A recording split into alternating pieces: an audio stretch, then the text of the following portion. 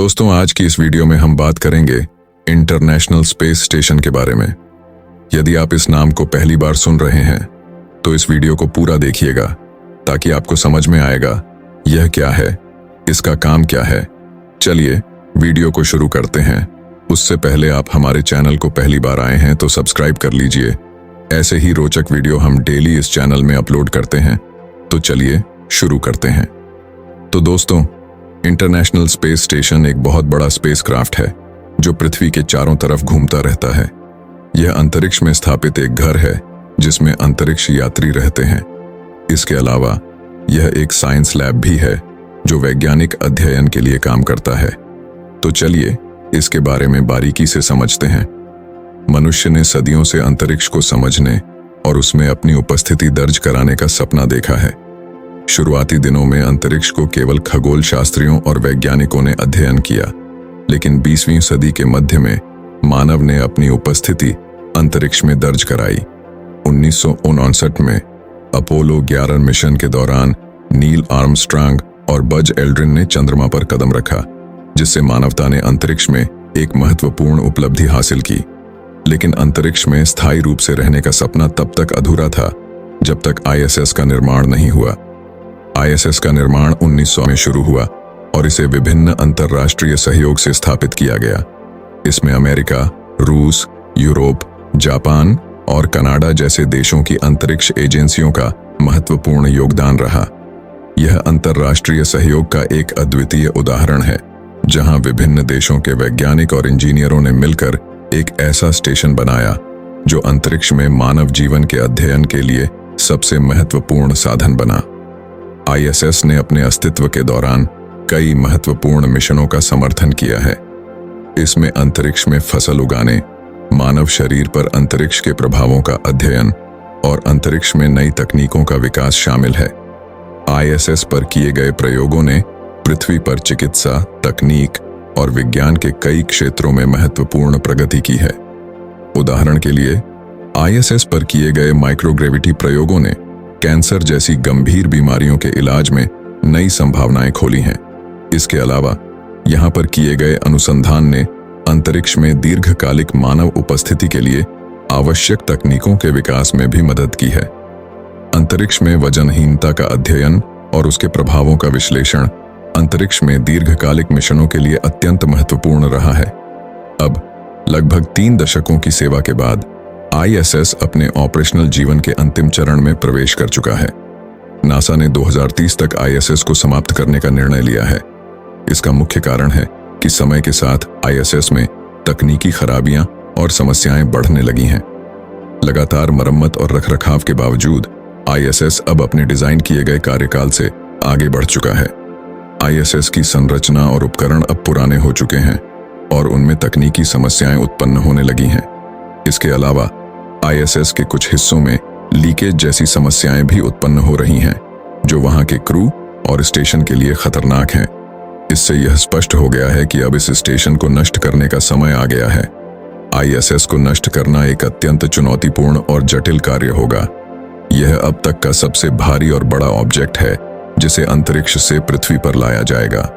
NASA ने इस mission के लिए SpaceX को चुना है, जो इस काम के लिए एक विशेष अंतरिक्ष यान का निर्माण करेगा। इस यान का मुख्य उद्देश्य होगा ISS को लो अर्थ ऑन ऑर्बिट से सुरक्षित रूप से हटाकर पृथ्वी पर किसी सुरक्षित जगह पर गिराना। SpaceX के लिए यह मिशन बेहद चुनौतीपूर्ण होगा, क्योंकि ISS जब पृथ्वी के वायुमंडल में प्रवेश करेगा तब उसकी रफ्तार लगभग 7,500 किलोमीटर प्रति घंटे होगी। इतनी तेज गति पर इस विशाल स्टेशन को नियंत्रित करना और सुरक्षित रूप से नष्ट करना अत्यंत जटिल और तनावपूर्ण कार्य होगा। इसके अलावा अंतरिक्ष में मौजूद मलबे, स्पेस जंक की समस्या भी इस मिशन को और कठिन बना देती है। अंतरिक्ष मलबे की समस्या एक बड़ी चुनौती बन चुकी है। पृथ्वी की कक्षा में हजारों टन मलबा फैला हुआ है, जिसमें निष्क्रिय उपग्रह, रॉकेट के टुकड़े और अन्य स्पेस मिशनों के अवशेष शामिल हैं। ये मलबे बेहद तेज गति से घूमते हैं और किसी भी ऑब्जेक्ट से टकरा सकते हैं, जिससे गंभीर नुकसान हो सकता है। ISS को भी इस मलबे से खतरा है। हाल ही में एक घटना में ISS की क्रू को एक बोइंग शेल्टर मॉड्यूल में छिपना पड़ा था। क्योंकि अंतरिक्ष मलबे का खतरा था। इस प्रकार की घटनाएं यह दर्शाती हैं कि आईएसएस के ऊपर काम करना और वहां रहना अब और अधिक खतरनाक हो गया है। आईएसएस का नष्ट होना न केवल एक तकनीकी चुनौती है, बल्कि यह अंतरिक्ष में मानवता के नए अध्याय की शुरुआत भी करेगा। आईएसएस ने मानवता को अंतरिक्ष में दीर्घकालिक निवास की संभावनाओं का अध्ययन करने में मदद की है और इसके बाद आने वाले मिशनों के लिए अंतरिक्ष में नई संभावनाएं खुलेंगी। नासा और अन्य अंतरिक्ष एजेंसियां अब भविष्य के मिशनों के लिए नए स्पेस स्टेशन और अन्य अंतरिक्ष संरचनाओं की योजना बना रही हैं। इनमें से कुछ योजनाएं पृथ्वी के लो अर्थ ऑन ऑर्बिट में नए स्टेशन बनाने की हैं, जबकि अन्य योजनाएं चंद्रमा और मंगल पर बेस स्थापित करने की हैं। अंतरिक्ष में पर्यटन भी एक संभावित क्षेत्र है जिसमें नासा और अन्य निजी कंपनियां निवेश कर रही हैं। पिछले कुछ वर्षों में निजी कंपनियों ने अंतरिक्ष अनुसंधान और मिशनों में महत्वपूर्ण भूमिका निभाई है। स्पेसएक्स, ब्लू ओरिजिन और वर्जिन गैलेक्टिक जैसी कंपनियों ने अंतरिक्ष में नई संभावनाओं को जन्म दिया है। स्पेसएक्स का फाल्कन 9 रॉकेट और ड्रैगन कैप्सूल अब नियमित रूप से आईएसएस के लिए सप्लाई मिशन कर रहे हैं। इसके अलावा स्पेसएक्स ने 2020 में पहली बार मानव को आईएसएस तक पहुंचाने का भी कार्य किया। निजी कंपनियों के योगदान से अंतरिक्ष में शोध और विकास की गति तेज हो गई है। नासा और अन्य सरकारी एजेंसियां अब इन कंपनियों के साथ मिलकर काम कर रही हैं, जिससे अंतरिक्ष में नई खोजें और तकनीकी विकास संभव हो रहे हैं। आईएसएस के बाद निजी कंपनियों के लिए अंतरिक्ष में नई संरचनाएं और मिशन बनाने के लिए और भी अधिक अवसर होंगे। आईएसएस एक अंतर्राष्ट्रीय सहयोग का प्रतीक है, जहां विभिन्न देशों ने मिलकर एक अद्वितीय स्टेशन बनाया।